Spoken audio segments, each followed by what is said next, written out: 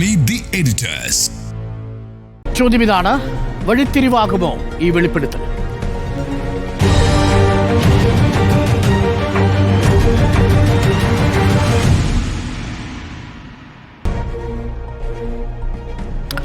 സ്മൃതി, ഇന്ന് നമ്മൾ കേരളക്കരയാകെ ഒരർത്ഥത്തിൽ ഞെട്ടിയതാണ്. എന്നാൽ ചിലർ ചോദിക്കുന്നു ഇതിനകത്ത് ഞെട്ടാൻ എന്തുണ്ട്? ഇതൊക്കെ ഞങ്ങൾക്ക് നേരത്തെ അറിയാമായിരുന്ന കാര്യമല്ലേ? അങ്ങനെയല്ല. കാരണം ഇത് കേരള പോലീസിൻ്റെ മൊഴിയിൽ മാത്രമുണ്ടായിരുന്ന ചില കാര്യങ്ങൾക്ക് ഇന്ന് പ്രതിയുടെ ശബ്ദത്തിൽ ഇന്ന് കേരളക്കര അത് കേൾക്കുകയാണ്. മാത്രമല്ല, പ്രതി പലപ്പോഴും ജയിലിലേക്ക് കൊണ്ടുപോകുന്ന ഘട്ടത്തിലൊക്കെ, കോടതിയിലേക്ക് കൊണ്ടുവരുന്ന ഘട്ടത്തിലൊക്കെ അയാൾ പ്രതികരിച്ചിരുന്നത് അങ്ങനെയല്ല. മാത്രമല്ല, വളരെ ബോധപൂർവം ഒന്നാം പ്രതിയായ പൾസർ സുനി, എട്ടാം പ്രതിയായ ദിലീപിനെ രക്ഷിക്കാൻ നടത്തിയ ശ്രമങ്ങളുണ്ടായിരുന്നു. വളരെ ശ്രദ്ധാപൂർവം കണ്ണിങ്ങായി കൊടുത്ത മൊഴികളുണ്ട് കോടതിയിൽ. അതെല്ലാം ഇന്നിപ്പോൾ പൊളിഞ്ഞു വീഴുന്നതാണ് കണ്ടത്. വഴിത്തിരിവാകുന്ന ഒരു വെളിപ്പെടുത്തലായിട്ട് തന്നെ വേണം ഈ ഘട്ടത്തിൽ നമുക്കതിനെ കാണാൻ. കാരണം പൾസർ സുനിയുമായി സംസാരിക്കുക, പൾസർ സുനിയിൽ നിന്നും കാര്യങ്ങൾ പുറത്തെടുക്കുക എന്ന ഉദ്ദേശത്തോടു കൂടി റോഷിപാൽ കഴിഞ്ഞ കുറച്ച് ദിവസങ്ങളായി നടത്തുന്ന ശ്രമഫലമായി കിട്ടിയ അഭിമുഖമാണ്. അതല്ലാതെ പൾസർ സുനി നേരിട്ട് താല്പര്യപ്പെട്ട് റോഷിപാലിന് നൽകിയൊരു അഭിമുഖമല്ല. അങ്ങനെ തെറ്റിദ്ധരിക്കുന്നവരുമുണ്ട്. അതുകൊണ്ടാണ് നമ്മളത് ഒന്നുകൂടി പറയേണ്ടി വരുന്നത്. അപ്പോൾ അതിൽ അയാൾ ഈ കുറ്റകൃത്യം നടത്തിയ ആളാണ്. ബലാത്സംഗം പണം വാങ്ങി നടത്തിയ ആളാണ്. കൊട്ടേഷൻ കിട്ടി. ആ കൊട്ടേഷന് കിട്ടിയ മുഴുവൻ തുകയും തനിക്ക് കിട്ടിയിട്ടില്ല എന്ന് പരാതിപ്പെടുകയാണ് അയാൾ ചെയ്തിരിക്കുന്നത്. അപ്പോൾ അയാൾ ഇപ്പോൾ പരസ്യമായി പറഞ്ഞിരിക്കുന്നത് താൻ ആ കുറ്റകൃത്യം ചെയ്തിരിക്കുന്നു, താൻ ബലാത്സംഗം ചെയ്തിരിക്കുന്നു എന്നുള്ള വെളിപ്പെടുത്തലാണ് അയാൾ നടത്തിയിരിക്കുന്നത്.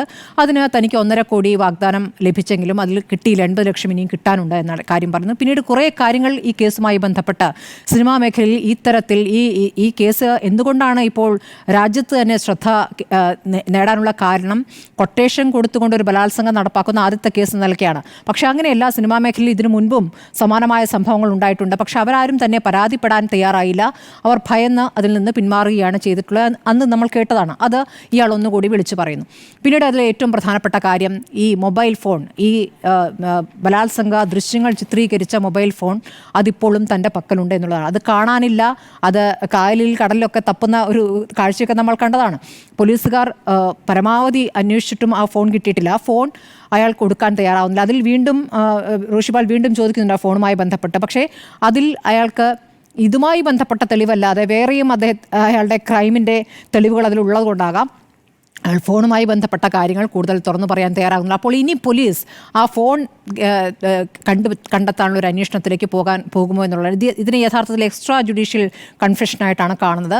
ഇതിൽ നിയമപരമായി മുന്നോട്ട് പോകണമെങ്കിൽ ഒരു പക്ഷേ ഒരു പുതിയ അന്വേഷണത്തിൽ, തുടരന്വേഷണത്തിലേക്ക് അന്വേഷണ സംഘം പോകേണ്ടി വരും. ഇപ്പോൾ അതിൻ്റെ അന്തിമ ഘട്ടത്തിലാണ്. ഇതിപ്പോൾ അന്തിമ റിപ്പോർട്ട് സമർപ്പിച്ചു, വിചാരണ പൂർത്തീകരിച്ചു, അന്തിമവാദം അതിൻ്റെ അവസാന ഘട്ടത്തിൽ. ഈ മാസം 11 കൂടിയ ഇതിൻ്റെ നടപടിക്രമങ്ങൾ പൂർത്തിയാക്കുന്നു. കാരണം ഈ കേസ് വേഗത്തിൽ പൂർത്തിയാക്കണമെന്ന് അതിജീവിത തന്നെ പലതവണ കോടതിയിൽ ആവശ്യപ്പെട്ടതാണ്.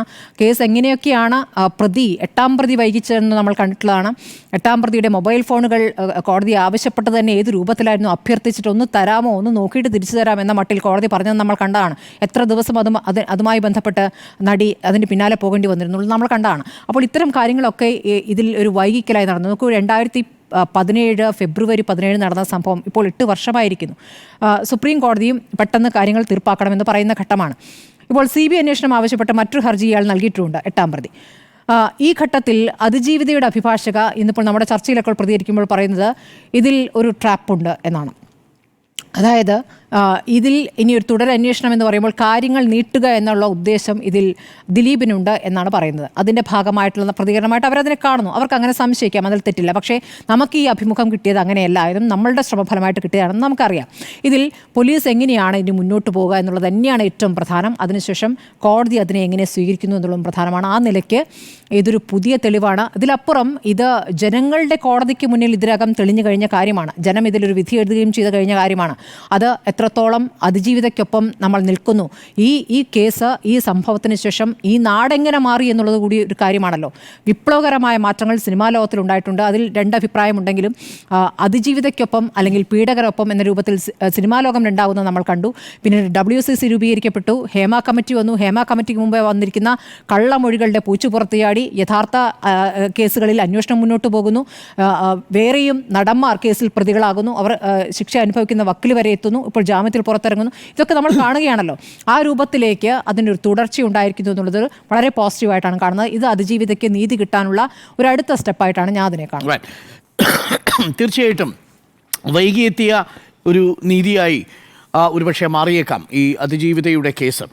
ഞാനിതിനെ രണ്ട് രീതിയിൽ കാണുന്നു. ഒന്ന്, ഒരു പൊതുബോധം കേരളത്തിൽ സൃഷ്ടിക്കാൻ ഈ വിഷയം സഹായിച്ചിട്ടുണ്ട്.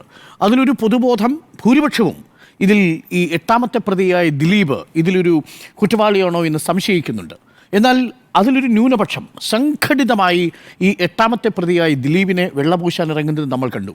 അതിനു പിന്നിൽ വലിയ സാമ്പത്തിക താല്പര്യങ്ങളുണ്ട്, വലിയ സാമ്പത്തിക സഹായമുണ്ട്, പ്രത്യേക ഫണ്ടിങ്ങുകളുണ്ട്. ഇതൊക്കെ നമുക്കറിയാവുന്ന വിഷയങ്ങളാണ്. പക്ഷേ സത്യം അത് എത്ര നാൾ കഴിഞ്ഞാലും മറനീക്കി പുറത്തു വരുമെന്ന് പറയാറുണ്ട്. ഞാൻ ഇന്ന് രാവിലെ മിനിയുമായി സംസാരിക്കുമ്പോൾ മിനി പറഞ്ഞൊരു വാചകം വളരെ പ്രധാനപ്പെട്ടതാണ്.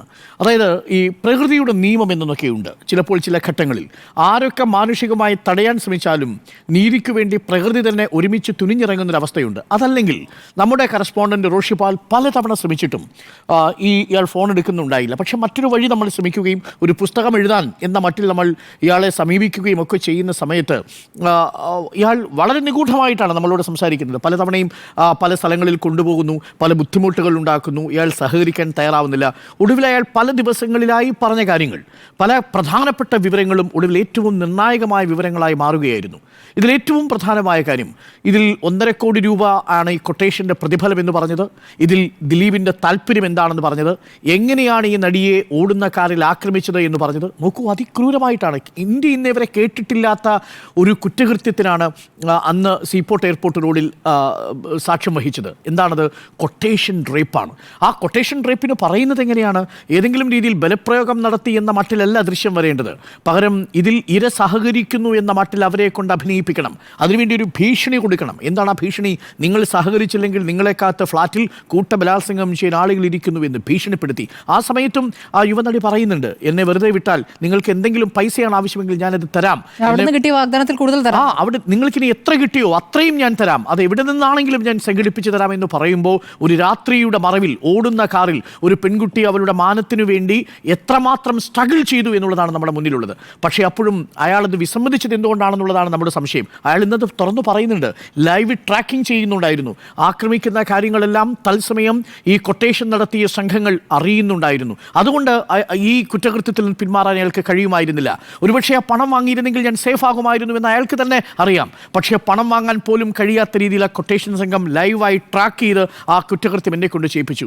പോയിന്റ് നമ്പർ 2, ഇതിൽ പൾസസുനി മാത്രമാണ് കുറ്റക്കാരനെന്ന് ഇനി കോടതിക്ക് വിധിക്കുന്നതിൽ ബുദ്ധിമുട്ടുണ്ട്. കാരണം ഇന്ന് വളരെ നിർണായകമായ ഒരു വെളിപ്പെടുത്തൽ കൂടി നമ്മൾ ഇന്ന് പുറത്തുവിടാത്ത ടേപ്പിൽ നൽകിയിട്ടുണ്ട്. എന്താണതിൽ പറയുന്നത്? എന്തുകൊണ്ടാണ് ഇതിലും കൂടുതൽ ഞാൻ ഈ ഇരയെ ആക്രമിക്കാതിരുന്നത് എന്നാണ്. ക്രൂരമായ ബലാത്സംഗം അഥവാ പീഡനം അതിലുണ്ട്. പക്ഷേ എങ്കിൽ പോലും ഇതിലും ക്രൂരമായി ആക്രമിക്കാത്തത് എന്തുകൊണ്ടാണ്? അതിന് ഇയാൾ പറയുന്ന കാര്യം, ഞാൻ എൻ്റെ കാമുകിക്ക് കൊടുത്തൊരു വാക്കായിരുന്നു. അതായത് ഞാൻ എൻ്റെ സ്വയം ലൈംഗിക തൃഷ്ണയ്ക്ക് വേണ്ടിയിട്ടല്ല സമീപിച്ചത് എന്ന് പറയാൻ അയാൾ ഉദാഹരിക്കുന്ന ഒരു സംഭവമുണ്ട്. ആ സംഭവം വളരെ പ്രധാനപ്പെട്ടതാണ്. ഇതെല്ലാം കോടതിയുടെ മുൻപാകെ എത്തേണ്ടതാണ്. നിലവിൽ വിചാരണ പൂർത്തിയായിരിക്കുന്ന ഈ കേസിൽ ഈ അഭിമുഖത്തിൻ്റെ പൂർണ്ണ രൂപം പല പല ഘട്ടങ്ങളിലായിട്ട് എടുത്തതാണെങ്കിലും അതിൻ്റെ ഈ കൂടിക്കാഴ്ചയിലെ ഈ സ്റ്റിംഗ് ഓപ്പറേഷനിലെ വെളിവാക്കലിൻ്റെ പൂർണ്ണ രൂപം റിപ്പോർട്ടർ TV കോടതിയിലും അന്വേഷണ സംഘത്തിനും ഹാജരാക്കാൻ തയ്യാറാണ്. ഇനി അത് നീതിന്യായ വ്യവസ്ഥകളിലൂടെ അവരവരുടെ പണി ചെയ്യട്ടെ. പ്രോസിക്യൂഷൻ അവരുടെ വാദങ്ങൾ കൂടുതൽ ശക്തമാക്കട്ടെ. ഇനി അവരുടെ വാദങ്ങൾ ഈ കോടതിയിൽ ഉന്നയിക്കാനില്ലെങ്കിലും മറ്റൊരു ഘട്ടത്തിൽ എത്തുകയാണെങ്കിൽ ഇതൊരു നിർണായകമായ തെളിവായി മാറും എന്നുള്ളതാണ്. നിലവിൽ പ്രോസിക്യൂഷൻ്റെ ഫൈൻഡിങ്ങുകളെ കൺഫേം ചെയ്യുന്ന കൺഫർമേഷൻ ഓഫ് പ്രോസിക്യൂഷൻ കേസ് ആണ് യഥാർത്ഥത്തിൽ ഇവിടെ സംഭവിച്ചിരിക്കുന്നത്. അത് ഭാഗികമായി സംഭവിക്കുന്നു. അതായത് പോലീസിൻ്റെ മൊഴിയിൽ പറഞ്ഞിരിക്കുന്ന കാര്യങ്ങൾ 1ാം പ്രതിയിൽ നിന്ന് നേരിട്ട് നമ്മൾ അറിയുന്നു. എന്തിനീ കുറ്റകൃത്യം നടത്തി? ആ കുറ്റകൃത്യം നടത്തിയത് ദിലീപിൻ്റെ ഒരു പേഴ്സണൽ വെഞ്ചൻസ്, വ്യക്തിപരമായിട്ടുള്ള വിരോധം. ആ വിരോധത്തിൻ്റെ കാരണം കുടുംബം തകർത്തു എന്നതിലുള്ള അദ്ദേഹത്തിൻ്റെ തോന്നൽ. അതിൽ എന്ത് വില കൊടുത്താണ് ഈ കൊട്ടേഷൻസ് ഏർപ്പാട് ചെയ്തത്? ഒരു സിനിമയുടെ നിർമ്മാണ ചെലവെന്നാണ് പറഞ്ഞത്, 1.5 കോടി രൂപ. അതിനുശേഷം എങ്ങനെയാണ് ആക്രമിച്ചത്, അതിനുള്ള ആ രാത്രിയിൽ നടത്തിയ ആക്രമണത്തിൻ്റെ വിവരങ്ങൾ, എന്ത് പറഞ്ഞു ഭീഷണിപ്പെടുത്തിയാണ് പീഡിപ്പിച്ചത്, എങ്ങനെയാണ് മൊബൈൽ ഫോണും മെമ്മറി കാർഡും കളഞ്ഞുപോയി എന്ന് കള്ളം പറഞ്ഞത്, നിർണായകമായ ഒരുപിടി വിവരങ്ങൾ പോലീസിൻ്റെ മൊഴികളിലുള്ള വിവരങ്ങൾ തന്നെയുണ്ട്. ഇനി ഇത് കൂടാതെ ഒരു ഭാഗമുണ്ട്. നേരത്തെ സ്മൃതി പറഞ്ഞ എക്സ്ട്രാ ജുഡീഷ്യൽ കൺഫ്യൂഷൻ എന്ന് നമുക്ക് വ്യാഖ്യാനിക്കാവുന്ന ചില വിവരങ്ങളുണ്ട്. അതിലേറ്റവും പ്രധാനപ്പെട്ടതാണ് ലൈവ് ട്രാക്കിംഗ്, തത്സമയം വിവരം അറിയിച്ചിരുന്നു എന്നുള്ളത്. അങ്ങനെയാണെങ്കിൽ അത് എങ്ങനെ അറിയിച്ചിരുന്നു എന്നുള്ളത് വളരെ പ്രധാനപ്പെട്ട കാര്യമാണ്. മൊബൈൽ ഫോണും മെമ്മറി കാർഡും രഹസ്യമായിട്ടുണ്ട് എന്ന് പറഞ്ഞത് അതും പോലീസിൻ്റെ മൊഴികളിൽ ഇല്ലാത്തതാണ്. എക്സ്ട്രാ ജുഡീഷ്യൽ കൺഫെഷൻ്റെ ഭാഗമായിട്ടുള്ളതാണ്. മാത്രമല്ല ഇതിൽ പറയുന്ന ചില പേരുകൾ, മറ്റു ചില ഇടങ്ങൾ, ഇതെല്ലാം വളരെ പ്രധാനപ്പെട്ടതാണ്. അതുകൊണ്ട് തന്നെ എക്സ്ട്രാ ജുഡീഷ്യൽ കൺഫെഷൻ്റെ സ്വഭാവവും നിലവിലുള്ള പ്രോസിക്യൂഷൻ കേസിനെ ശക്തിപ്പെടുത്തുന്ന കൺഫർമേഷനുമാണ് ഇന്ന് ഒന്നാം പ്രതി നടത്തിയിരിക്കുന്നത് എന്നുള്ളതാണ് ടെക്നിക്കലി സാങ്കേതികമായ വിഷയത്തിലുള്ള എൻ്റെ പ്രതികരണം. പക്ഷേ ഇതിനേക്കാളും അപ്പുറം ഒരു മാനമുണ്ട്. ആ മാനമാണ് ഒരു മാധ്യമ സ്ഥാപനം എന്ന നിലയിൽ റിപ്പോർട്ടർ TV ഇന്നെടുത്ത ഈ ഇനിഷ്യേറ്റീവിനെ, ഈ അഗ്രസീവായ വളരെ റിസ്കിയായ ഇനിഷ്യേറ്റീവിനെ സാധൂകരിക്കുന്നതും അത് പൊതുമണ്ഡലത്തിലുണ്ടായിരുന്ന വലിയ തെറ്റിദ്ധാരണകളെ മായ്ച്ചു കളയാൻ ഒന്നാം പ്രതിയുടെ നാവിൽ നിന്ന് നമ്മൾ കേട്ട കാര്യങ്ങൾ സഹായിച്ചു എന്നുള്ളതാണ്. അതിന്നേ വരെ ഒരു മാധ്യമത്തിനോ ഈവൻ ഒരു പരിധിവരെ കോടതിയുടെ മുൻപാകെ ഈ അക്യൂസ്ഡ് പറയുന്ന ചില വിവരങ്ങൾക്കോ സാധ്യമാകാതിരുന്ന കാര്യങ്ങൾ ഇന്ന് തത്ത പറയുന്നത് പോലെ പല ഘട്ടങ്ങളിലായിട്ടാണെങ്കിൽ കൂടി അയാൾ വളരെ വ്യക്തമായി നമ്മളോട് പറഞ്ഞു എന്നുള്ളതാണ്. അത് നമ്മളുടെ മനസാക്ഷിയെ പിടിച്ചുലയ്ക്കുന്നതാണ്. ഞാൻ പറയുന്നു ഒരിക്കൽ കൂടി, നീതി, സത്യം ഇതെല്ലാം എത്ര കാലം മൂടി വെച്ചാലും ഒരു നാൾ അതിന് പുറത്തു വരാതിരിക്കാനാവില്ല. ഇക്കാര്യത്തിൽ 2017 ഫെബ്രുവരി 17 സംഭവിച്ചൊരു വിഷയം ഏകദേശം 8 വർഷത്തിനു ശേഷം അതിൻ്റെ എല്ലാ മറകളും നീക്കി പുറത്തു വന്നിരിക്കുന്നു റോഷിപാലിൻ്റെ സമർത്ഥമായ ഇടപെടലിലൂടെ. അതുകൊണ്ട് റിപ്പോർട്ടർ എഡിറ്റോറിയൽ ടീം റോഷി എടുത്ത ഈ റിസ്കിനെ, ഒപ്പം റോഷിക്കൊപ്പം പോയ നമ്മളുടെ സഹപ്രവർത്തകനെ ഒക്കെ തന്നെ നമ്മൾ അഭിനന്ദിക്കുകയാണ്. ഇനി വരും ദിവസങ്ങളിൽ ഈ കേസിൻ്റെ തുടർച്ചയ്ക്ക് റിപ്പോർട്ടർ TV എല്ലാ തെളിവുകളും അതേപടി തന്നെ നൽകാൻ തയ്യാറുമാണ്. ആൻഡ്രു, ഞാൻ ഈ ദൃശ്യം കാണുന്ന സമയത്ത്, ഈ റെക്കോർഡിങ് കാണുന്ന സമയത്ത് സത്യം പറഞ്ഞാൽ വിറങ്ങലിച്ചു പോയി. വലിയ രീതിയിലുള്ള ഒരു ഒന്നാം പ്രതി കുറ്റവാളി ഇതേക്കുറിച്ച് പറയുന്നത് കേൾക്കുമ്പോൾ സത്യം പറഞ്ഞാൽ കേരള ചരിത്രത്തിൽ ഇതുപോലെ, ഇന്ത്യയുടെ ചരിത്രത്തിൽ ഇതുപോലെയുള്ള ദൃശ്യങ്ങൾ ഷൂട്ട് ചെയ്യപ്പെട്ടെന്ന് ഞാൻ വിചാരിക്കുന്നില്ല. എന്താണ് സംഭവിച്ചിട്ടുള്ളത്? വളരെ സിമ്പിളായിട്ട് പറഞ്ഞു കഴിഞ്ഞാൽ, ഒരു കുടുംബപരമായ പ്രശ്നത്തിന് ദിലീപ് എന്ന് പറയുന്ന 8ാം പ്രതി 1.5 കോടി രൂപയ്ക്ക് പൾസർ സുനിക്ക് കൊട്ടേഷൻ കൊടുക്കുന്നു. 1.5 കോടി രൂപയ്ക്ക് പൾസർ സുനിക്ക് കൊട്ടേഷൻ കൊടുക്കുന്നു. 70 ലക്ഷം രൂപയോളം അഡ്വാൻസായി പൾസർ സുനി കൈപ്പറ്റുന്നു. അതിനുശേഷം എന്താണ് ചെയ്യുന്നത്? ഷൂട്ടിംഗ് കഴിഞ്ഞ് വരുന്ന നടിയെ ഒരു വാഹനത്തിൽ കയറ്റി എറണാകുളം ടൗണിൽ കൂടെ യാത്ര ചെയ്യുന്നു. അപ്പോൾ യാത്ര ചെയ്യുമ്പോൾ എന്നിട്ട് എന്താണ് ചെയ്യാൻ പോകുന്നതെന്ന് ഈ പറയുന്ന നടിയോട് പറയുമ്പോൾ നിങ്ങൾ ഇതിനോട് സഹകരിക്കണം എന്ന് പറയുന്നു. സഹകരിച്ചില്ലെങ്കിൽ നിങ്ങൾ ഇതിനേക്കാളും വലിയ പീഡനത്തിന് തയ്യാറായിട്ട് ഒരു വീട്ടിലൊരു സംഘം, ഫ്ലാറ്റിലൊരു സംഘം വെയിറ്റ് ചെയ്യുക എന്ന് പറയുന്നു. അപ്പോൾ ആ നടി പറയുന്നു, ഞാൻ നിങ്ങൾക്ക് എത്രയാണോ ഓഫർ കിട്ടിയത് അതിനേക്കാൾ കൂടുതൽ പണം ഞാൻ തരാം, എന്നെ ഇതിൽ നിന്ന് ഒഴിവാക്കുന്നു. കരഞ്ഞ് കാല് പിടിക്കുകയാണ്. ഒരു അവസ്ഥയൊന്ന് ആലോചിച്ച് നോക്കിക്കേ. കരഞ്ഞ് കാല് പിടിക്കുകയാണ്. ആ പറയുന്ന ദൃശ്യം ഇത് നടക്കുന്നുണ്ടോ ഇല്ലയോ എന്നറിയാൻ വേണ്ടിയിട്ട് ഈ പറയുന്ന കൊട്ടേഷൻ കൊടുത്തിരിക്കുന്ന 8ാം പ്രതി വേറൊരു ടീമിനെ ഈ വാഹനത്തിന് പുറകെ വിടുന്നു. അവരുടെ സർവൈലൻസിലാണ് ഈ പറയുന്ന സംവിധാനം നടക്കുന്നത്. ഇത് എവിടെയാണ് നടക്കുന്നത്? കൊച്ചി ടൗണിലാണ്, എറണാകുളം ടൗണിലാണ് നടക്കുന്നത്. അതിനുശേഷം എന്ത് ചെയ്യുന്നു? അതിനുശേഷം ഈ പറയുന്ന ദൃശ്യം പല വാട്ടി ഷൂട്ട് ചെയ്യുന്നു. ഒരു വാട്ടിയല്ല, പല വാട്ടി ഷൂട്ട് ചെയ്തിട്ട് ഇദ്ദേഹത്തെ PT തോമസിൻ്റെ വീടിൻ്റെ അവിടുത്തെ ഇറക്കി വിടുന്നു. അപ്പോൾ ഇദ്ദേഹം പറയുന്നത് എന്താണ്? PT തോമസിൻ്റെ അടുത്തും ആൻഡോ ജോസഫും ഇന്ത്യയും കയ്യിലേക്ക് ഇത് എത്തിയില്ലെങ്കിൽ വെറുതെ ഒരു സ്റ്റേഷൻ പ്രശ്നത്തോടു കൂടി അവസാനിക്കേണ്ട വളരെ ചെറിയ കാര്യങ്ങളാണ്. ഞാനിത് 5 or 6 ആൾക്കാർക്ക് ഇതിന് മുൻപ് ചെയ്തിട്ടുണ്ട് എന്ന് പറയുന്നു. ഇത് ആൾക്കറിയാം, ഇത് ഈ പറയുന്ന 8ാം പ്രതി എന്ന് പറയുന്ന ദിലീപിന് അറിയാം എന്ന് ഇദ്ദേഹം പറയുന്നു. അപ്പം ഇത് പറയുന്നത് ഇത് ഇങ്ങനെ അറിയാവുന്നത് കൊണ്ടാണ്, ഇതിങ്ങനെ വൃത്തിയായി കൈകാര്യം ചെയ്യുന്ന ദിലീപിന് അറിയാവുന്നത് കൊണ്ടാണ്, അല്ല ഇതിന് മുമ്പ് ചെയ്യിപ്പിച്ചിട്ടുള്ളത് കൊണ്ടാണ് ലാലിൻ്റെ വീടിൻ്റെ മുമ്പിൽ. അതുകൊണ്ട് ഇത് ചെയ്യുന്ന അറിയിക്കുന്നത് കൊണ്ടാണ് ഈ പറയുന്ന പൾസർ സുനിയെ ഈ കാര്യം ഏൽപ്പിക്കുന്നത് എന്നുള്ളതാണ്. അപ്പം വലിയ രീതിയിലുള്ള ഒരു ഗൂഢാലോചന നടത്തി ഇങ്ങനെ ഒരു സാധനം ഷൂട്ട് ചെയ്യുന്നു എന്നുള്ളതാണ്. അത് ഷൂട്ട് ചെയ്തതിന് ശേഷം ഈ തെളിവ് നശിപ്പിക്കുക. ഒന്നാമത്തെ തെളിവ് എന്ന് പൾസർ സുനി പറയുന്ന കാര്യം, ഒന്നാമത്തെ മെയിനായിട്ടുള്ള തെളിവ് എന്ന് പറയുന്നത് മൊബൈൽ ഫോണാണ്. ആ മൊബൈൽ ഫോൺ ഞാൻ കൊടുത്തിട്ടില്ല എന്ന് പറയുന്നു. അപ്പം ഈ പറയുന്ന 14 വർഷമേ എനിക്ക് ശിക്ഷ വിധിക്കാൻ സാധിക്കില്ല, 7.5 വർഷം ഞാൻ കിടന്നു, ഇനി 7.5 വർഷം കൂടെ കിടക്കേണ്ടി വന്നാൽ കൂടെ പ്രശ്നമില്ല എന്നുള്ള ശൈലിയിൽ പോകുന്നു. എന്നിട്ട് ആ ഫോൺ പോലീസിന് കൊടുത്തിട്ടില്ല എന്ന് പറയുന്നു. അതിനുശേഷം മെമ്മറി കാർഡ് ഒറിജിനൽ ഫോണിൽ കൊടുത്തിട്ടില്ല എന്ന് പറയുന്നു. അതിൻ്റെ കോപ്പി മാത്രം എടുത്ത് വക്കീലിൻ്റെ കയ്യിൽ കൊടുത്തു. വക്കീൽ അതുകൊണ്ട് കോടതിയിൽ സബ്മിറ്റ് ചെയ്തു എന്നാണ് പറയുന്നത്. അപ്പം ഇതിൻ്റെ മെമ്മറി കാർഡ് ഒറിജിനൽ കൊടുത്തിട്ടില്ല എന്ന് പറയുന്നു, മൊബൈൽ ഫോൺ ഒറിജിനൽ കൊടുത്തിട്ടില്ല എന്ന് പറയുന്നു. നിങ്ങളുടെ ചുറ്റിലും ഉള്ള 1000 പേരിൽ 5 പേരെങ്കിലും ഈ ദൃശ്യം കണ്ടിട്ടുണ്ടാവും എന്ന് ഇദ്ദേഹം തന്നെ പറയുന്നു. കാരണം ഇത് ലീക്കായി എന്ന് പൾസർ സുനി തന്നെ പറയുകയാണ്. 5 പേരെങ്കിലും ഈ ദൃശ്യം കണ്ടിട്ടുണ്ടാവും എന്ന് പറയുന്നു. ഇത് ആൾക്കാർക്ക് പറയാൻ പേടിയായതുകൊണ്ടാണ്, അവർ കുടുങ്ങും എന്നുള്ളത് കൊണ്ട് മാത്രമാണ് ഇത് പുറത്തേക്ക് എത്തിക്കാത്തത്, അല്ലെങ്കിൽ ആൾക്കാർ പറയാത്തതെന്ന് പറയുന്നു. അപ്പോൾ ജനങ്ങളുടെ മുന്നിലേക്ക് ഈ സാധനം ലീക്കായി എന്ന് പറയുന്നു. അതിനുശേഷം എന്താണ് പറയുന്നത്, ഞാൻ മലയാള സിനിമയിലെ വലിയ രീതിയിലുള്ള കൊട്ടേഷൻ സംവിധാനം നടത്തിക്കൊണ്ട് പോവുകയാണ് വർഷങ്ങളായിട്ട്, പ്രൊഡ്യൂസർമാർക്കും മറ്റുള്ളവർക്കും ഞാൻ ഗുണ്ടകളെ സപ്ലൈ ചെയ്തുകൊണ്ടിരിക്കുകയാണ് എന്ന് പറയുന്നു.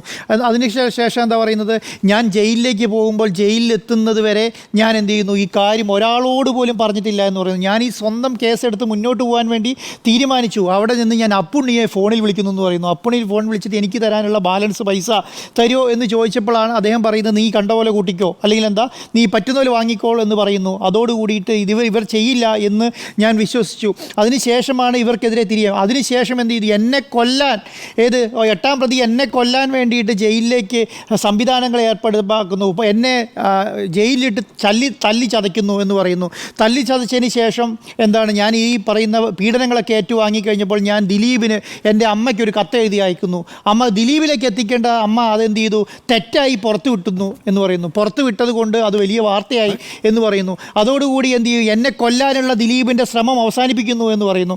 അത് കഴിഞ്ഞിട്ട് പിന്നെ അത് കഴിഞ്ഞ് പറയുന്നത് 8-ാം പ്രതി ദിലീപ് ജയിൽ സൂപ്രണ്ടുമായി ബന്ധം സ്ഥാപിച്ച് ജയിൽ സൂപ്രണ്ടിനെ കുടിപ്പിച്ച് കൊന്നു എന്ന് പറയുന്നു. അപ്പോൾ വലിയ രീതിയിലുള്ള ഒരു ഗൂഢാലോചന ഇതിൻ്റെ പുറകിൽ നടക്കുന്നു എന്നുള്ളതാണ്. അപ്പോൾ അത്രയും വലിയൊരു ഗൂഢാലോചന ഇതെല്ലാം ചെയ്ത പൾസർ സുനി പല സമയങ്ങളായിട്ട് പറയുന്നു എന്നുള്ളതാണ്. എന്താണ് പറയുന്നത്, ഞാൻ റോഷിപാലിൻ്റെ ആ ഫസ്റ്റത്തെ വീഡിയോ എന്ന് പറയുന്നത്, പെരുമ്പാവൂർ ഒരു കാടിനുള്ളിലേക്ക് കൊണ്ടുപോവാണ് റോഷിപാലിനെ.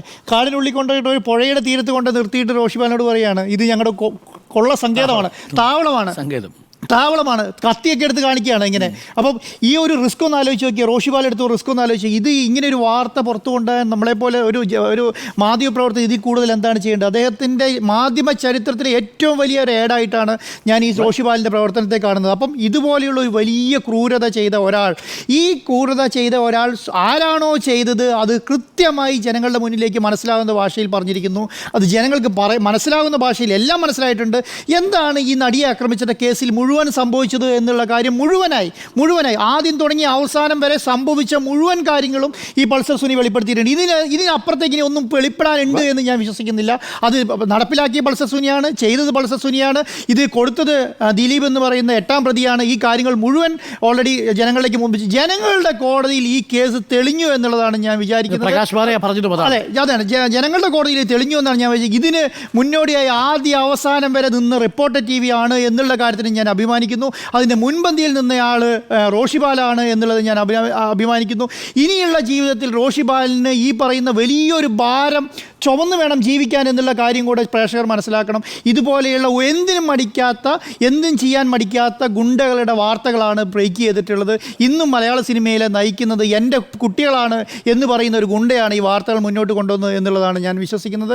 അപ്പം ഇതുപോലെയുള്ള കേസിൻ്റെ ആധാരമായ കാര്യങ്ങൾ ഇനി പോലീസ് തീരുമാനിക്കണം. ഞാൻ പറയുന്നത് ഇത് കേസിനെ എങ്ങനെ ബാധിക്കും, എന്ത് ബാധിക്കും എന്നുള്ളത് ഞാൻ ചിന്തിക്കുന്നില്ല. പക്ഷേ ജനങ്ങൾക്ക് ഈ കാര്യം മനസ്സിലായിട്ടുണ്ട്, പോലീസിന് ഈ കാര്യം മനസ്സിലാക്കിയിട്ടുണ്ട്. പക്ഷേ പോലീസിന് കിട്ടിയ മൊഴിയും, പോലീസിന് കയ്യിലുള്ള മൊഴിയും, പോലീസ് സമർപ്പിച്ചിട്ടുള്ള ചാർജ് ഷീറ്റും കൂടുതലുള്ള തെളിവുകൾ ഇന്ന് റിപ്പോർട്ടർ TVയുടെ സ്റ്റുഡിയോയിലുണ്ട് എന്നുള്ള കാര്യം ഞാൻ പറയുന്നു. ഇത് കോടതി തീരുമാനിക്കട്ടെ, പോലീസ് തീരുമാനിക്കട്ടെ, ജനങ്ങൾ തീരുമാനിക്കട്ടെ എന്നുള്ള ഈ കേസ് ഒരു പരിധിവരെ ജനങ്ങളുടെ കോടതിയിൽ തെളിഞ്ഞു എന്നുള്ളതാണ് എൻ്റെ അഭിപ്രായം. സുജയ, ഇന്നിപ്പോൾ കുറേ അധികം ആളുകൾ നമുക്ക് മെസ്സേജ് അയക്കുമ്പോൾ അവർ പറയുന്നുണ്ട്, ഇതിനെ വിസ്മൃതിയിലേക്ക് പോകാതെ നിങ്ങൾ ഓർമ്മിപ്പിക്കുന്നതിന് നന്ദി എന്നാണ് ചില ആളുകൾ പറയുന്നത്. ഇന്ന് നമ്മൾ നടത്തിയ ഈ സ്റ്റിംഗ് ഓപ്പറേഷൻ ആ അർത്ഥത്തിൽ ചരിത്രത്തിൽ ഇടം പിടിക്കാവുന്ന മലയാള മാധ്യമ ചരിത്രത്തിലെ ഒരു ഏടാണ് എന്ന് സുജയ്ക്ക് തോന്നുന്നില്ലേ? 8 വർഷമായ ഒരു കേസാണ്. 2017 ഫെബ്രുവരി 17-ാം തീയതി തുടങ്ങിയ കൃത്യം 8 വർഷം പൂർത്തിയായി 9ാമത്തെ വർഷത്തിലേക്ക് കടന്നിരിക്കുന്ന ഒരു കേസാണ്. അങ്ങനെയുള്ള കേസുകളുടെ നാൾ വഴിയൊക്കെ പലപ്പോഴും മറന്നു പോവുകയാണ്. കാരണം ഈ വിചാരണയായാലും വിധിയായാലും ഒക്കെ നീണ്ടു പോവുകയാണ്. അപ്പോൾ നീതി ലഭ്യമാകുന്നതിലേക്ക് ഒരുപാട് ദൂരം സഞ്ചരിച്ച് പലയിടങ്ങളിലും ഒറ്റപ്പെട്ട് ചുരുക്കം ആളുകളുടെ മാത്രം പിന്തുണ ലഭിച്ച് പോയ ഒരാളാണ് അപ്പുറത്ത് നിൽക്കുന്നത് എന്നതുകൂടി നമ്മൾ ഈ കേസിൻ്റെ കാര്യത്തിൽ കാണേണ്ടതുണ്ട്. കാരണം അവൾക്കൊപ്പം എന്ന് പറഞ്ഞിരുന്ന ആളുകൾ പലരും മാറിപ്പോകുന്നത് അല്ലെങ്കിൽ കൂറുമാറുന്നത് ഒക്കെ ഈ കേസിന്റെ വിചാരണ വേളയിൽ നമ്മൾ കണ്ടതാണ്. അതുപോലെ തന്നെ ഈ കേസിന്റെ വിചാരണയ്ക്കിടയിൽ പല നാടകീയമായ സംഭവങ്ങളും കണ്ടതാണ്. ഇവിടെ ഇപ്പോൾ ഈ കേസിലെ 1-ാം പ്രതിയായിട്ടുള്ള പൾസർ സുനി സ്വമേധയാ ചില കാര്യങ്ങൾ വ്യക്തമാക്കുകയാണ്. ആ വാക്ക് ഞാൻ ഉപയോഗിക്കാനുള്ള കാരണം, ആരെങ്കിലും താൻ ചെയ്ത ഒരു കുറ്റകൃത്യത്തിന്റെ ഒരു തീവ്രത അത് കോടതിയിൽ വിധി വരാൻ പോകുന്ന വേളയാണ്, അതായത് വിചാരണ പൂർത്തിയായി അന്തിമവാദം കേട്ട് വിധി പറയാൻ പോകുന്ന വേളയാണ്. ഈ 11-ാം തീയതിക്കകം ഇതെല്ലാം പൂർത്തിയാക്കുകയും വേണം. ദിവസങ്ങൾ മാത്രം ബാക്കി നിൽക്കെ ഒരു മാധ്യമ സ്ഥാപനത്തിന്റെ പ്രതിനിധിയാണ് എന്നറിഞ്ഞുകൊണ്ട് തന്നെ ഇക്കാര്യങ്ങൾ ഒരു പുസ്തകം എഴുതാനാണെങ്കിൽ പോലും അയാൾ പറയുമ്പോൾ അത് പൂർണ്ണ ബോധ്യത്തോടെ സ്വമേധയാ അയാൾ നടത്തുമ്പോൾ അയാൾ ഒരു ക്രിമിനലാണ് അല്ലെങ്കിൽ ഫ്രോഡുലന്റ് ആക്ടിവിറ്റീസ് നടത്തുന്ന സമൂഹം അയാൾക്ക് കൊടുക്കുന്ന പേര് ഒരു പക്ഷേ ഫ്രോഡ് എന്നായിരിക്കും. പക്ഷേ അയാൾ വന്ന് ഇക്കാര്യങ്ങൾ വെളിപ്പെടുത്തുമ്പോൾ ആ വെളിപ്പെടുത്തൽ കോടതിയുടെ മുന്നിൽ നിലനിൽക്കുമോ എന്നതാണ് ഇനിയുള്ള പ്രധാനപ്പെട്ട ചോദ്യം. കാരണം ഒന്നാം പ്രതി പറയുന്നത് ഈ കേസിലെ 8ാം പ്രതിയെക്കുറിച്ചാണ്. ആ 8ാം പ്രതിയെക്കുറിച്ച് പറയുമ്പോൾ ഈ കേസിൽ നടന്നിട്ടുള്ള മാനിപ്പുലേഷൻസ്, അതുപോലെ തന്നെ ആളുകളുടെ ഇന്റർവെൻഷൻസ്, അതൊക്കെ ഏത് ലെവലിലാണ് ഉണ്ടായിരിക്കുന്നത് എന്നതിനൊപ്പം ഈ കേസിന് മുൻപ് നടന്ന പല കാര്യങ്ങളിലേക്കുമുള്ള ഒരു റഫറൻസ് കൂടി ഉണ്ടാകുന്നുണ്ട്. അതിൽ പലതും അന്വേഷിക്കപ്പെടില്ല, അല്ലെങ്കിൽ ഹേമ കമ്മിറ്റി റിപ്പോർട്ട് വന്നതിന് ശേഷം നമ്മൾ കണ്ടതുപോലെ SIT രൂപീകരിച്ചതിന് ശേഷം തൻ്റെ മൊഴി അന്വേഷണത്തിനായി ഉപയോഗിക്കരുതെന്ന് പറഞ്ഞ് സുപ്രീം കോടതിയിലേക്ക് പോയ ആളുകൾ വരെയുള്ള കാലമാണിത്. അതുകൊണ്ടാണ് ഈ യങ് ആക്ട്രസസ് സെക്ഷലി എക്സ്പ്ലോയിറ്റഡ് ആയിട്ടുണ്ട് എന്ന കാര്യം അത് ഹേമ കമ്മിറ്റിയുടെ ഫൈൻഡിങ്ങിലുമുണ്ട്. മറച്ചുവെച്ച പേജുകളിൽ ഇപ്പോൾ നമുക്ക് കിട്ടിയ പകർപ്പിൽ ഇതേ റോഷിപാൽ തന്നെയാണ് ഈ ഹേമ കമ്മിറ്റി റിപ്പോർട്ടിന്റെ വിവരാവകാശ പ്രകാരമുള്ള പകർപ്പ് ആവശ്യപ്പെട്ട് അപേക്ഷ നൽകിയത്. അതിലാണ് നമ്മൾ 11 ഖണ്ഡികകൾ കാണാതെയായത്. അപ്പോൾ ഈ കാര്യങ്ങളിൽ ഈ 5 പേജും 11 ഖണ്ഡികയും എവിടെയെന്ന് ഇപ്പോഴും നമ്മൾ ചോദിച്ചുകൊണ്ടിരിക്കുകയാണ്. അപ്പോൾ ആ 96ാമത്തെ ഖണ്ഡിക മുതൽ പോയിരിക്കുന്ന കാര്യങ്ങളിൽ കൃത്യമായി ഈ സെക്ഷൽ എക്സ്പ്ലോയിറ്റേഷനെ കുറിച്ചുള്ള കാര്യങ്ങൾ ഉണ്ടാകണം. അതേക്കുറിച്ചുള്ള ഒരു സൂചന ഇന്ന് ഒരു കേസിലെ, അതും ഒരു കൊട്ടേഷൻ ബലാത്സംഗ കേസിലെ 1ാം പ്രതി വന്ന് പറയുകയാണ്. ഇതിൽ പരം ഈ SITക്ക് അന്വേഷണത്തിൽ ഒരു ലീഡ് കിട്ടാനുണ്ടോ എന്നതാണ് പ്രധാനപ്പെട്ട ചോദ്യം. ഇതിൽ സംസ്ഥാന സർക്കാർ എടുക്കാൻ പോകുന്ന ടേക്ക് എന്താണ് എന്നതും അറിയണം. കാരണം ഇന്ന് CPIMന്റെ സംസ്ഥാന സെക്രട്ടറി തന്നെ പറഞ്ഞ വാചകം സാമ്പത്തിക ഇടപാട്, ഇതിലൊരു കൊട്ടേഷൻ നടന്നിട്ടുണ്ട്, ഒരു സാമ്പത്തിക ഇടപാട് നടന്നിട്ടുണ്ട് എന്നത് സ്ഥിരീകരിക്കുന്നതാണ് പൾസർ സുനിയുടെ വെളിപ്പെടുത്തൽ എന്നതാണ്. കോടതിയിൽ നടക്കുന്ന നടിയെ ആക്രമിച്ച കേസിന്റെ അന്വേഷണത്തിൽ ഇനിയിപ്പോൾ ഒരു പുതിയ അന്വേഷണം, അതായത് ഒരു പുതിയ വെളിപ്പെടുത്തലായി ബാലചന്ദ്രകുമാറിന്റെ വെളിപ്പെടുത്തൽ പോലെ ഇതൊരു പുതിയ വെളിപ്പെടുത്തലായി എടുത്തുകൊണ്ട് ആ പ്രതിയുടെയും ഒപ്പം ഈ കേസിൽ പ്രതിയാക്കപ്പെട്ടവരുടെയും പുറത്തു നിൽക്കുന്ന പലരുടെയും പങ്കാളിത്തം ചൂണ്ടിക്കാട്ടുന്ന രീതിയിലാണ് ഈ വെളിപ്പെടുത്തലുകൾ വന്നിരിക്കുന്നത്. ഈ കേസിൽ ഈ എക്സ്ട്രാ ജുഡീഷ്യൽ കൺഫെഷനെ കുറിച്ച് നമ്മൾ പറയുമ്പോൾ ഈ അന്വേഷണ ഉദ്യോഗസ്ഥൻ, ഇപ്പോൾ ഈ അന്വേഷണം ലീഡ് ചെയ്യുന്ന ഉദ്യോഗസ്ഥൻ ഈ ഫർദർ എവിഡൻസ് കിട്ടി, അതായത് ഈ മാധ്യമത്തിൽ വന്ന, അതായത് നമ്മൾ ഇന്ന് രാവിലെ മുതൽ സംപ്രേഷണം ചെയ്തിരിക്കുന്ന കാര്യങ്ങൾ ഫർദർ എവിഡൻസ് ആയി കിട്ടിയിരിക്കുന്നുവെന്ന് അന്വേഷണ ഉദ്യോഗസ്ഥനാണ് ഇനി പറയേണ്ടത്. അതിന് ഇപ്പോൾ അന്വേഷണം നടത്തിക്കൊണ്ടിരിക്കുന്ന ഉദ്യോഗസ്ഥൻ തയ്യാറാകുമോ എന്നതാണ് ഇവിടുത്തെ $1 million ക്വസ്റ്റ്യൻ. അത് CRPC 173(8) അല്ലെങ്കിൽ BNSS 193(9) ഇതനുസരിച്ച് തുടരന്വേഷണത്തിന് ഒരു ഹർജി ഫയൽ ചെയ്യണം. അത് അന്വേഷണ ഉദ്യോഗസ്ഥൻ ചെയ്യേണ്ടതാണ്. സർക്കാർ സംവിധാനങ്ങൾ അതിനുവേണ്ടി ഇനിഷ്യേറ്റ് ചെയ്തുകൊണ്ട് അല്ലെങ്കിൽ ഈ കാര്യങ്ങൾ ചെയ്യാവുന്നതാണ്, അതിജീവിതയ്ക്കൊപ്പമാണ് എന്ന് പറയുന്നതിൽ ആത്മാർത്ഥതയുണ്ടെങ്കിൽ ചെയ്യേണ്ടത് ഇതാണ്. CRPC 173(8) അല്ലെങ്കിൽ BNSS 193(9) ഇതനുസരിച്ച് കോടതിയുടെ അനുമതിയോടെ ഒരു തുടരന്വേഷണത്തിനുള്ള ഉത്തരവിലേക്ക് കാര്യങ്ങൾ എത്തണം. മാത്രമല്ല ഇതിൽ ഈ ഹാഷ് വാല്യൂ മാറിയ വിഷയത്തിലടക്കം ചില റെഫറൻസസ് അതിലേക്ക് ലീഡ് ചെയ്യുന്നതും പൾസർ സുനി ഇന്ന് നൽകിയിട്ടുണ്ട്. അതായത് ഈ 1000-5 പേരെങ്കിലും കണ്ടു കാണുമെന്ന് ലാഘവത്തോടെ ചിരിച്ചുകൊണ്ടാണ് അയാളത് പറയുന്നത്. അതത്ര ചിരിച്ചുകൊണ്ട് പറയേണ്ട കാര്യമല്ല. ഒരു സ്ത്രീയുടെ ഒരു സ്ത്രീയെ ലൈംഗിക ചൂഷണത്തിന് ഇരയാക്കിയിട്ട് അത് ചിത്രീകരിച്ചിട്ട് ആ ചിത്രീകരിച്ചത് 1000-5 പേർ കണ്ടിട്ടുണ്ടാകുമെന്ന് അത്രയും ലാഘവത്തോടെ അയാൾ പറയുമ്പോൾ അയാളുടെ ആ കുറ്റകൃത്യത്തിന്മേലുള്ള അയാളുടെ ഒരു കുറ്റബോധമില്ലായ്മ കൂടി ഇന്ന് വെളിപ്പെട്ടിട്ടുണ്ട്. അപ്പോൾ പൾസർ സുനി ആരാണ് എന്നും ഇതുപോലെയുള്ള പൾസർ സുനിമാരെ ഉപയോഗിക്കുന്നവർ ആരാണ് എന്നുള്ളതും പൊതുസമൂഹത്തിന് ബോധ്യപ്പെട്ട ദിവസമായിട്ടാണ് ഈ വെളിപ്പെടുത്തലുകളെ ഞാൻ കാണുന്നത്. കുറ്റബോധം ഇല്ല എന്ന് പറയുകയും ഇതെന്റെ ജോലിയാണെന്ന് പറയുകയും, അതെ, അതായത് അയാളുടെ ജോലി സ്ത്രീകളുടെ മാനം കവരലാണ്, അല്ലെങ്കിൽ സ്ത്രീകളുടെ മാനം കവർന്ന് അതിനെ ഒരു വിൽപ്പനച്ചരക്കാക്കിക്കൊണ്ട്, അതാണല്ലോ ഇവിടെ ചെയ്തിരിക്കുന്നത്. പ്ലെയിൻ ആയിട്ട് നമ്മൾ പറഞ്ഞാൽ അതാണ് ചെയ്തിരിക്കുന്നത്. ഒരു സ്ത്രീയെ ലൈംഗിക ചൂഷണത്തിന് വിധേയയാക്കി ആ ലൈംഗിക ചൂഷണം എങ്ങനെ വേണമെന്ന് തനിക്ക് തരുന്ന പണം തരുന്നയാൾ ആവശ്യപ്പെടുന്ന രീതിയിൽ, അത് ഹൂവർ ഇറ്റ് ഈസ്, ആരാണ് തന്നതെങ്കിലും അത് ഞാൻ ചെയ്തു കൊടുക്കും. അത് ഈ പറയുന്ന ഈ കേസിലെ 8ാം പ്രതിക്ക് വേണ്ടി ചെയ്തു കൊടുത്തു എന്ന് ഇപ്പോൾ വെളിപ്പെടുത്തുമ്പോൾ അതിനു മുൻപും പലർക്ക് വേണ്ടിയും ചെയ്തു കൊടുത്തിട്ടുണ്ടാകണം നിശ്ചയമായും. കാരണം അതാണല്ലോ അയാൾക്കുള്ള ക്രെഡിറ്റ് എന്ന് പറയുന്നത്. അയാൾ അതൊരു ക്രെഡിറ്റ് ആയിട്ടാണ് അവതരിപ്പിക്കുന്നത്. ഞാനതിനെ ഒരു ക്രെഡിറ്റായി കാണുന്നില്ല. ആ ക്രെഡിറ്റ് ഉള്ള ഒരാളെ ആരൊക്കെ ഉപയോഗിച്ചിട്ടുണ്ട് സിനിമാ മേഖലയിൽ? അപ്പോൾ ഈ ഹേമ കമ്മിറ്റി റിപ്പോർട്ടിൽ വന്നിരിക്കുന്ന ഉള്ളടക്കത്തിൽ പലതും കൃത്യമായി നടന്നു എന്നുള്ളതിന്റെ ഒരു ടെസ്റ്റിമണി ആയിട്ടാണ് SIT ഈ ഒരു സ്റ്റേറ്റ്മെന്റ്സിനെ എടുക്കേണ്ടതെന്നാണ് എൻ്റെ ഈ വിഷയത്തിൽ ഉള്ള ടേക്ക്. അതോടൊപ്പം തന്നെ ഈ അന്വേഷണ ഉദ്യോഗസ്ഥൻ തുടരന്വേഷണത്തിലുള്ള അനുമതിക്ക് അപേക്ഷ സമർപ്പിക്കുമോ എന്ന കാര്യം ഞാൻ ചോദിച്ചു. രണ്ടാമത്തെ സാധ്യത എന്ന് പറയുന്നത് അതിജീവിതയ്ക്കാണ്. അവരിപ്പോൾ ഇത് കണ്ടുകൊണ്ടിരിക്കുകയായിരിക്കും. റിപ്പോർട്ടർ എന്ന മാധ്യമ സ്ഥാപനം അതിജീവിതയ്ക്കൊപ്പം എങ്ങനെയാണ് നിന്നത് എന്നുള്ളതിൽ അതിജീവിതയ്ക്ക് ഒരു സംശയവും ഉണ്ടാകുമെന്ന് ഞാൻ കരുതുന്നില്ല. കാരണം അവർക്കൊപ്പം മാത്രമാണ് എന്ന നിലപാടാണ് ആദ്യം മുതൽ തന്നെ, ഈ കേസിന്റെ ആദ്യഘട്ടം മുതൽ തന്നെ റിപ്പോർട്ടർ എന്ന മാധ്യമ സ്ഥാപനം എടുത്തിട്ടുള്ളത്. പലപ്പോഴും മറ്റു മാധ്യമ സ്ഥാപനങ്ങൾ വാർത്തയിൽ നിന്ന് മറ്റു വാർത്തകളിലേക്ക് പോകുമ്പോഴും ഇന്നത്തെ ഒരു ദിവസം മുഴുവൻ ഇതിൽ നിൽക്കാം എന്നുള്ളൊരു തീരുമാനമെടുക്കുകയും ഈ വാർത്തയുടെ പൂർണ്ണമായിട്ടുള്ള വിവരങ്ങൾ പൾസർ സുനി പറഞ്ഞ വെളിപ്പെടുത്തലുകൾ അത് പുറത്തേക്ക് കൊണ്ടുവരികയും ചെയ്തു. ഇനിയിപ്പോൾ ഈ തുടരന്വേഷണം അനുവദിക്കുകയാണെങ്കിൽ അതിൽ ഏറ്റവും പ്രധാനപ്പെട്ട എവിഡൻസ് കണ്ടെടുക്കേണ്ടത് ഈ മൊബൈൽ ഫോണാണ്. ആ മൊബൈൽ ഫോൺ നശിച്ചിട്ടില്ല. ആ മൊബൈൽ ഫോൺ സ്റ്റിൽ ഒരിടത്തുണ്ട്. അത് എവിടെയാണെന്ന് റോഷിപാലിനോട് പറയുന്നില്ല. അത് അന്വേഷണ ഉദ്യോഗസ്ഥൻ അന്വേഷണം ആവശ്യപ്പെടേണ്ട ഏറ്റവും പ്രധാനപ്പെട്ട കാര്യമായി നിൽക്കുകയാണ്. കാരണം ഹാഷ് വാല്യൂ മാറിയ കഴിവുകേടാണെന്ന് പറയുന്നുണ്ട്. അത് സംസ്ഥാന സർക്കാർ ഇടപെടേണ്ട കാര്യമാണ്. ഇന്ന് ഇതുവരെ സംസ്ഥാന സർക്കാരിന്റെ ഭാഗത്ത് നിന്ന് മുഖ്യമന്ത്രി മധുരയിൽ പാർട്ടി കോൺഗ്രസിന്റെ തിരക്കിലായിരിക്കും. അതുപോലെ തന്നെ മറ്റ് മന്ത്രിസഭയിലുള്ള വനിതാ മന്ത്രിമാരായാലും ഇനിഷ്യേറ്റീവ് എടുക്കണം. കേരളത്തിൽ സ്ത്രീകൾക്കൊപ്പമാണ്, സ്ത്രീകളുടെ സുരക്ഷയ്ക്കൊപ്പമാണ് എന്ന് ഊറ്റം കൊള്ളണമെന്നുണ്ടെങ്കിൽ ഇത്രയും വിവരങ്ങൾ പുറത്തു വന്നതിന്റെ പശ്ചാത്തലത്തിൽ ഈ അന്വേഷണം കൂടി വേണം എന്ന ആവശ്യം, അത് അതിജീവിത ആവശ്യപ്പെടുന്നതുവരെ എല്ലാ കാര്യങ്ങളും ഇതുവരെ ഈ കേസിന്റെ പല കാര്യങ്ങളിലും അതിജീവിത എടുക്കുന്ന ഇനിഷ്യേറ്റീവിലൂടെയാണ് ഈ കേസിന്റെ വിചാരണയിലേക്ക് പല കാര്യങ്ങളും കൂട്ടിച്ചേർക്കപ്പെട്ടിട്ടുള്ളത്. അപ്പോൾ അവരുടെ പല ആവശ്യങ്ങളും അംഗീകരിക്കപ്പെട്ടിട്ടുമില്ല ഈ കേസിന്റെ വിചാരണയ്ക്കിടയിൽ എന്നതും വ്യക്തമാണ്. ഇനി മറ്റൊരു പ്രധാനപ്പെട്ട കാര്യം, ഇവിടെ ഇപ്പോൾ പൾസർ സുനിക്ക് കൊടുത്തിരിക്കുന്ന ജാമ്യ വ്യവസ്ഥ, അതുകൂടി പറഞ്ഞ് ഞാൻ അവസാനിപ്പിക്കാം. പൾസർ സുനിക്ക് കൊടുത്തിരിക്കുന്ന ജാമ്യ വ്യവസ്ഥയിൽ മാധ്യമങ്ങളോട് സംസാരിക്കരുത് എന്ന ഒരു നിബന്ധനയുണ്ട്. അപ്പോൾ അതിജീവിതയ്ക്ക് വേണ്ടി രണ്ട് കാര്യങ്ങളാണ്. അതിജീവിതയ്ക്ക് വേണ്ടി ഈ കാര്യങ്ങൾ കൂടി ഉൾപ്പെടുത്തിക്കൊണ്ടുള്ള ഒരു തുടരന്വേഷണം വേണമെന്ന് കോടതിയിൽ ആവശ്യപ്പെടുമോ, അതോ പൾസർ സുനിയുടെ ജാമ്യം റദ്ദാക്കണമെന്ന അപേക്ഷ അന്വേഷണ സംഘം നൽകുമോ? ഈ ചോദ്യത്തിന് ഉത്തരത്തിനായിട്ടാണ് ഞാൻ കാത്തിരിക്കുന്നത്. ഓക്കെ, അപ്പോൾ നമുക്കൊരു ഇടവേള വേണം. ഇടവേളയ്ക്ക് മുൻപ് ഈ ചോദ്യം ഇതായിരുന്നു: വഴിത്തിരിവാകുമോ വെളിപ്പെടുത്തൽ എന്നുള്ളതാണ്. നാലുപേരുടെയും അഭിപ്രായം യെസ് എന്നാണ്.